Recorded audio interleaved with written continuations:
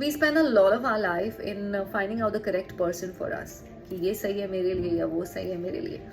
और हमेशा हम राइट पर्सन की तलाश में रहते हैं और सोचते रहते हैं कि किसके साथ मैं कंपैटिबल हूँ, किसके साथ नहीं। Although compatibility is not it's not a guarantee for longevity, लेकिन फिर भी compatibility is very important क्योंकि उससे at least we can gain quality and satisfaction in that relationship. So there are a few signs जिससे हमें पता लग सकता है that this person is not compatible with us.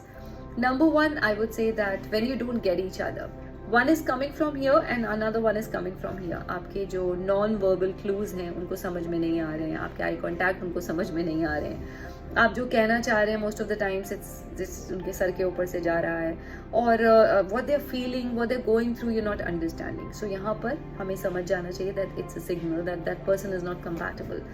Number two, I would say that you very different from each other.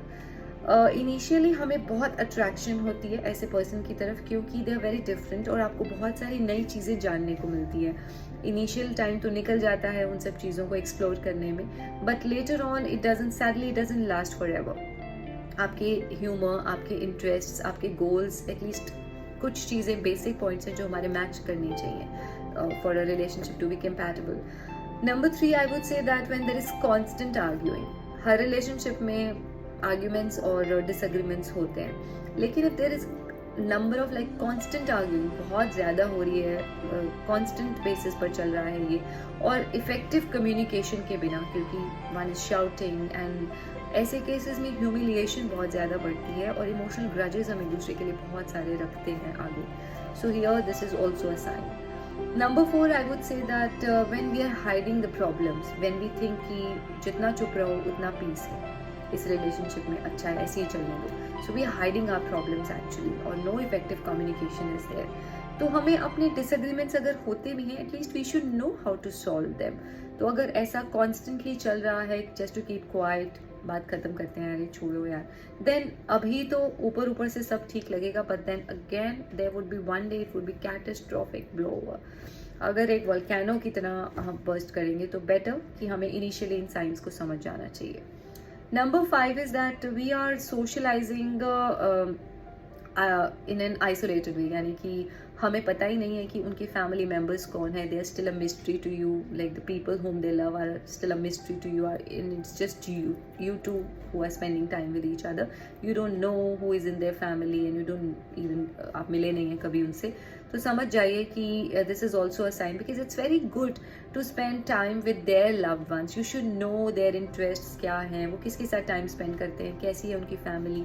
At least थोड़ा बहुत समय हमें उनके साथ भी बिताना चाहिए, उनके फ्रेंड्स वगैरह के बारे में हमें नॉलेज होनी चाहिए।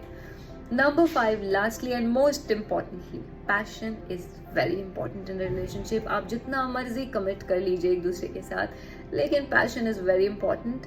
जिस दिन उन्होंने मिलना है तो लगना चाहिए कि आज का दिन इट्स स्पेशल, मतलब oh my god, it's going to be something else this day. ये जो है ज़िंदगी का बहुत स्पेशल है। ऐसी फीलिंग अगर नहीं आ रही है मिलने से पहले तो समझ जाइए there is no passion left in the relationship and you can easily quit, और आप समझ जाइए this person is not compatible, और आपको लगे it's just another day, okay fine, ठीक है मिल लेंगे, so then passion is missing. So passion आपकी जो रिलेशनशिप है उनको उसको बाइंड करके रखता है।